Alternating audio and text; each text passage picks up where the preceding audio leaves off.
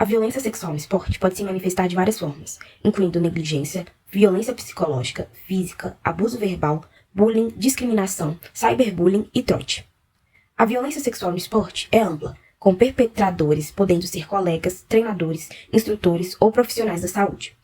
Embora as vítimas sejam predominantemente mulheres, homens também são afetados. O trauma sexual varia de comentários inapropriados a estupro.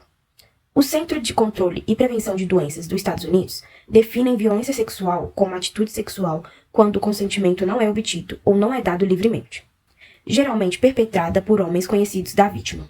Nos últimos anos, a violência sexual no esporte recebeu ampla cobertura da mídia, revelando um problema de dimensão ainda desconhecido e com consequências devastadoras para a saúde dos atletas. A atenção tem se concentrado em profissionais médicos que abusaram de jovens atletas, muitas vezes em grande número e por muitos anos. Os sistemas esportivo, de saúde e acadêmico estão assumindo cada vez mais a responsabilidade de prevenir abusos futuros e tratar os já prejudicados.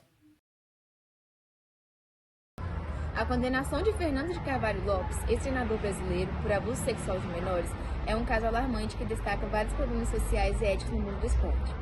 A situação é um lembrete sombrio dos riscos associados à posição de poder e confiança que treinadores e figuras de autoridade detêm sobre jovens atletas.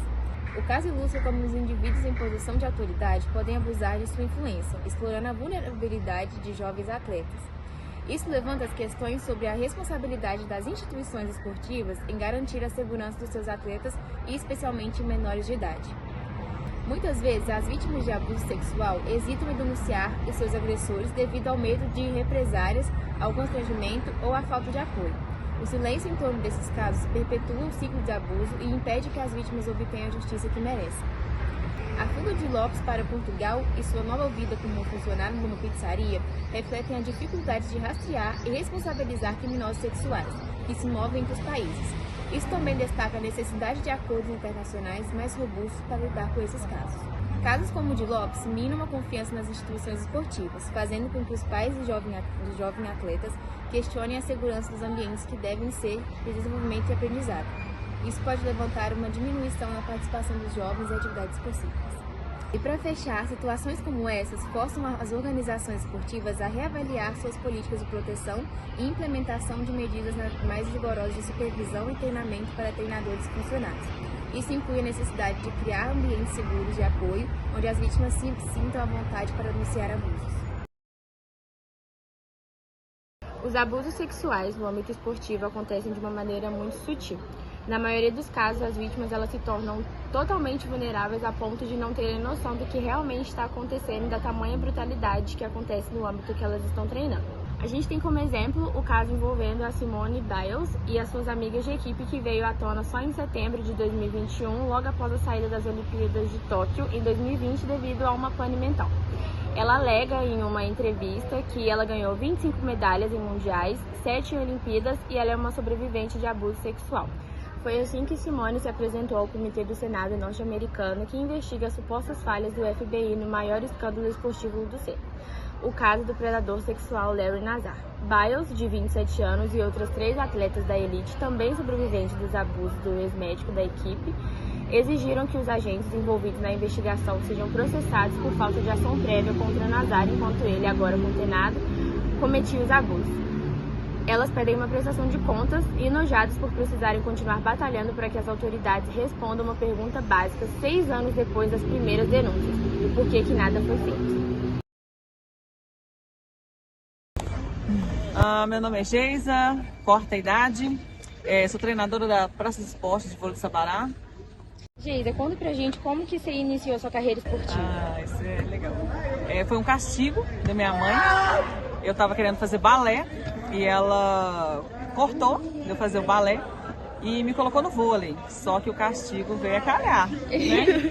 Eu comecei com 6 anos e não parei, só por algumas lesões.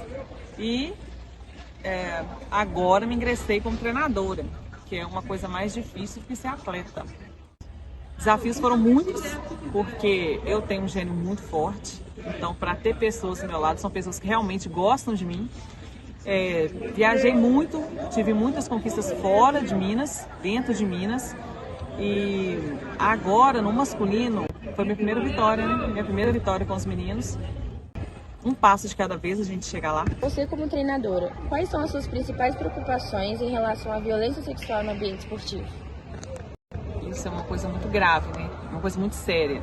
É o fato de ninguém me toca se eu não deixar.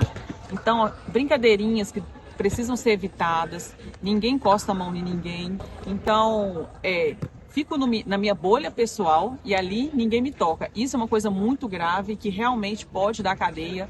Então, se preserve e preserve o outro. Não faça com o outro que não quer que faça com você. Você acha que a violência sexual é um problema subestimado no esporte? Todo mundo tem uma historinha para contar.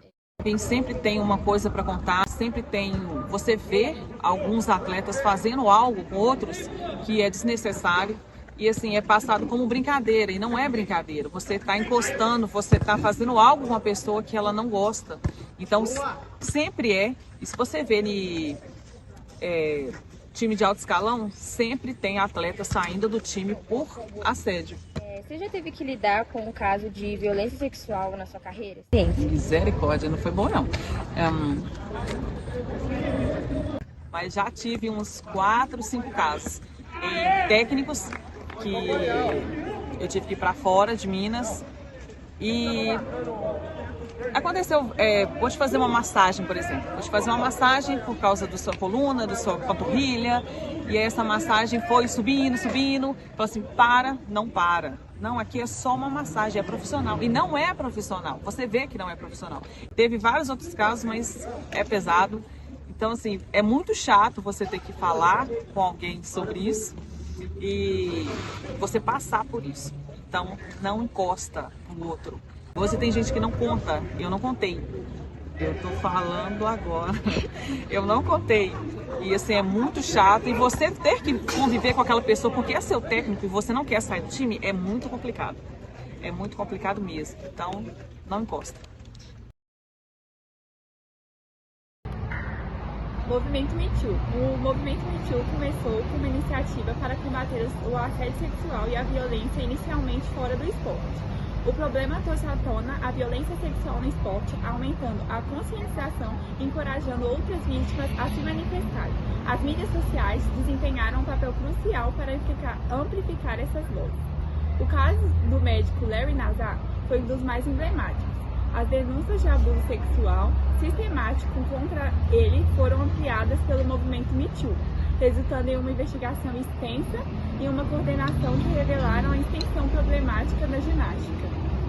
Além de Nassar, o movimento ajudou a revelar outros casos de abuso em esportes, como natação, futebol e esportes olímpicos, onde o comportamento abusivo estava frequente, encoberto por uma cultura de silêncio e impunidade.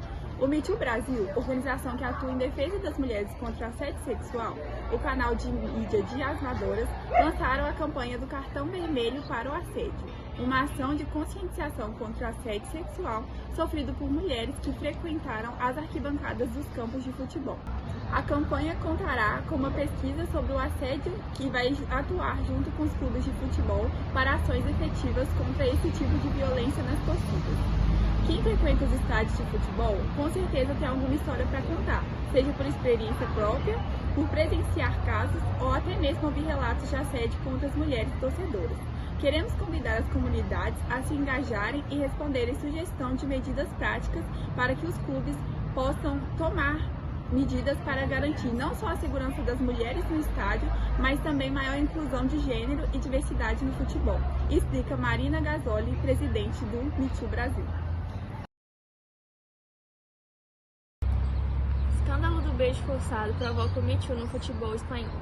Mais de 80 futebolistas espanholos anunciaram sua renúncia à seleção do país, enquanto o atual presidente da Real Federação Espanhola de Futebol, Luis Rubiales, continuasse no cargo. A decisão das atletas acontece 5 dias após a maior conquista da história do futebol feminino no país, o título da Copa do Mundo do Futebol Feminino na Austrália. Alguns meios espanhóis já compararam a reação das jogadoras com o movimento Me Too, que surgiu da reação das atrizes e de outras mulheres que trabalham na indústria do cinema norte-americano para protestar contra casos de abuso sexual que começaram a vir à tona nos anos 2010. No caso da resposta das atletas espanholas, o episódio que provocou essa postura aconteceu no mesmo dia do título mundial. Durante a premiação das campeãs, Rubiales forçou um beijo na boca da atacante Jenny Hermoso, segurando sua cabeça com as duas mãos. Após dias enfrentando críticas devido a esse gesto, Rubiales realizou uma coletiva na qual se esperava que ele renunciasse ao cargo, mas pelo contrário, o dirigente se disse vítima, assegurou que o beijo na jogadora foi mútuo, espontâneo, eufórico e consentido, e culpou o falso feminismo pela repercussão do caso. A declaração de Rubiales levou a própria Jenni Hermoso a se referir pela terceira vez ao caso, em um comunicado no qual reiterou que as palavras do senhor Rubiales, explicando o desafortunado incidente, são categoricamente falsas e a parte da cultura manipuladora da qual ele participa. Sua atitude, o beijo forçado, foi um ato machista, fora de lugar e sem nenhum consentimento da minha parte. Simplesmente eu não fui respeitada, afirmou Jenni Hermoso. Também houve renúncias de atletas homens, como Sérgio Roberto, que afirmou que não voltará a defender a seleção masculina enquanto Rubiales for o presidente da Real Federação Espanhola de Futebol. Em setembro de 2023, Rubiales renunciou seu cargo de dirigente da Federação Espanhola e de vice-presidente da UEFA.